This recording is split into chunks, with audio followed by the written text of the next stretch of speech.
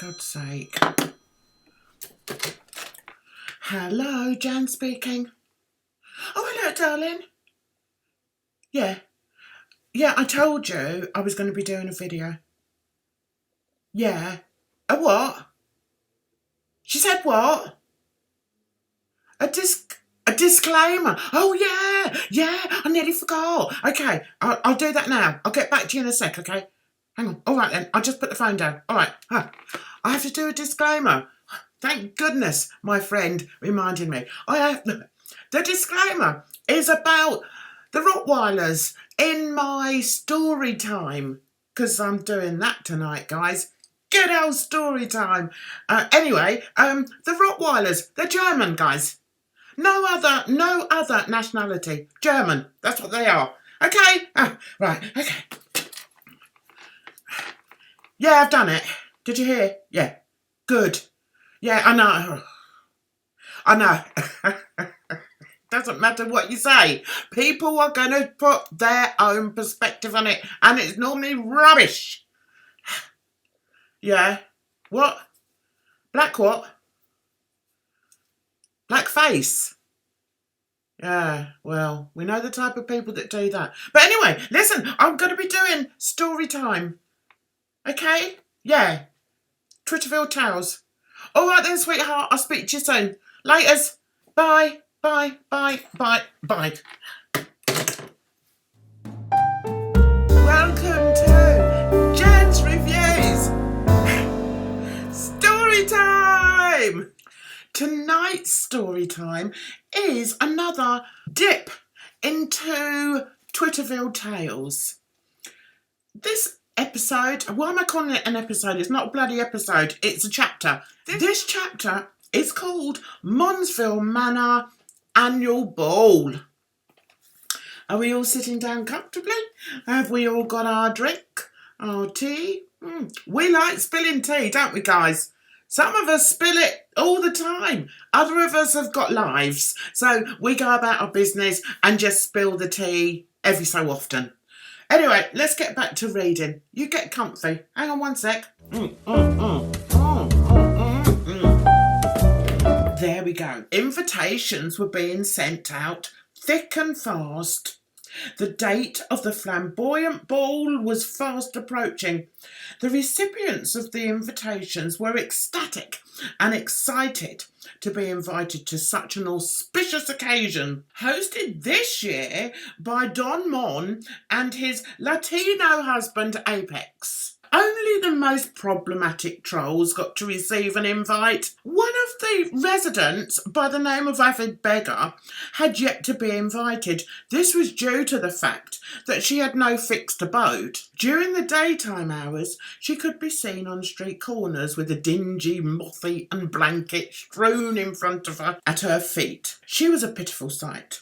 Large in stature, with dyed grey speckled lifeless hair that she obviously cut herself. I think, you know, back in the day people used to put bowls on their head and then they'd cut round the bowl. That was the sort of hairstyle she had, guys. I've got to stop ad-libbing because I can never find the bit that I've just left. I'm not getting any better at these, guys. Seriously, I'm not. I'm just like rubbish. But people like them, so there you go. Her complexion was ashen, as it was very rarely washed. And it very rarely looked healthy, guys. And filthy fingernails, filthy fingernails, clearly visible as she pushed her glasses up on her stubby nose every few seconds. As the days drew to a close, she would collect the coins from the blanket, drop them into the fake Prada handbag someone had gifted her after a very good begging session, and shuffle along the darkened streets to her favourite spot under a viaduct on the edge of town. The area was known to be safe for the homeless and down and outs, and the Trollton residents grew accustomed to the stench emanating from it. One day, Avid Beggar looked up from her iPad to see her friend Chunk walking towards her. Chunk had spent hours looking for Avid, as she didn't always camp in the same part of town. On this day, she had chosen one of her favourite haunts outside the toilets at Trollton Park Station. She figured that if people didn't give willingly, she may get lucky if they drop coins from their pockets as they rushed to relieve themselves.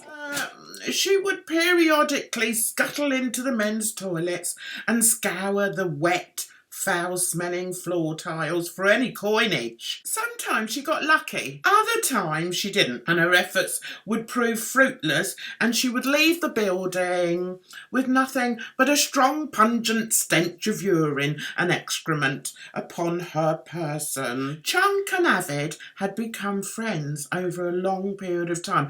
Chunk would generously drop coins onto the blanket on the ground. Avid would smile, exposing her chipped, blackened, stained teeth, and eventually the two women struck up a friendship. Chunk struggled to get her words out as yet again another of her diet plans had failed, and she still appeared as rotund as ever.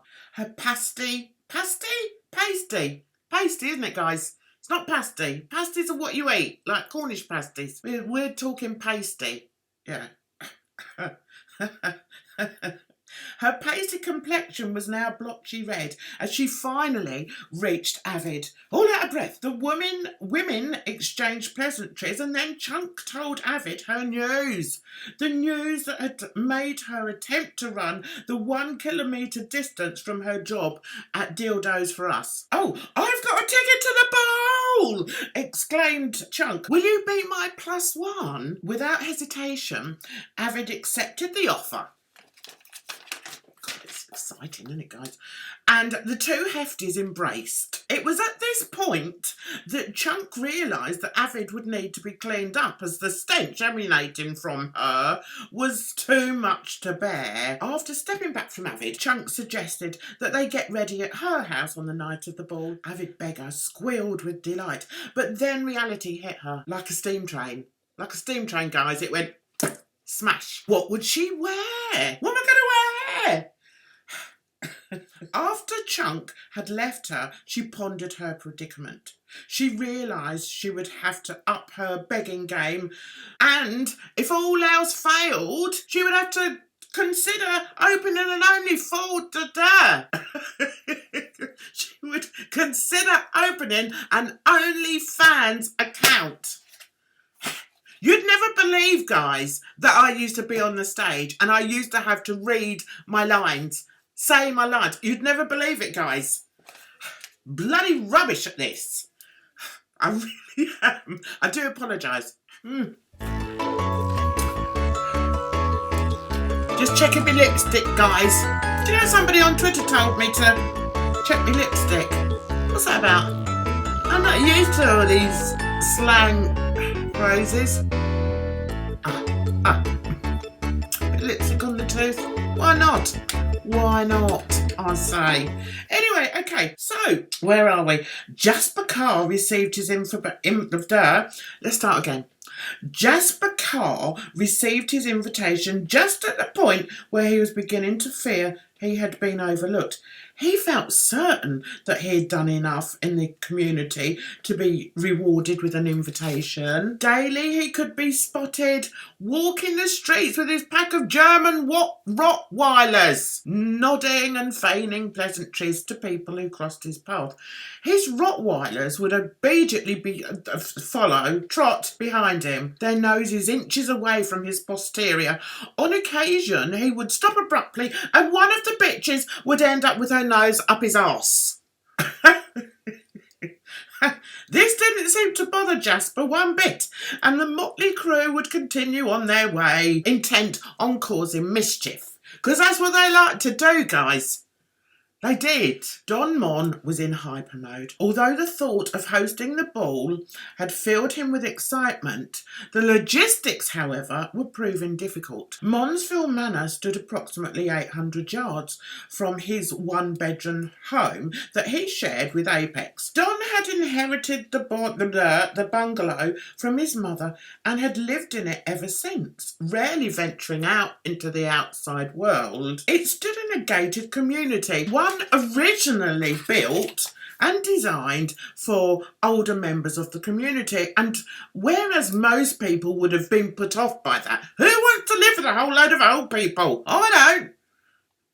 Yeah, anyway, it didn't put him off at all, guys. Over the years, his neighbours saw the gradual decline and obvious neglect of the bungalow exterior.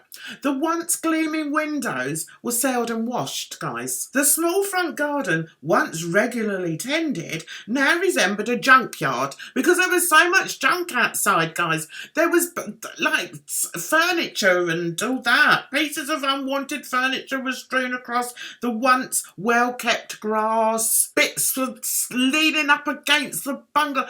It was a mess, guys. It was a mess. The shingled path was now invisible, hidden under weeds and bracken. The community managers regularly emailed him to address the issues, but their requests for improvement went unheeded. He couldn't be bothered, guys. It's like, I can't be bothered. I've got this place for nothing. Do you think I'm going to go out there for... Anyway, I'm going off on a tangent. The interior decor was no different from the day he'd moved in with Apex. It was crumbling, guys, crumbling. The walls still had the original cream paint on them, only now it was more of an ochre colour, or ochre, from years of smoke and dust. Lack of natural sunlight added to the dingy aesthetic. The ever-present stench of dog was unnoticed by Dawn and Apex as they spent their evenings nestled on a decrepit brown leather sofa. I've got to go. I'll have to do a break because I've got an itchy ear. Hang on a minute, guys. Be back. Hang on.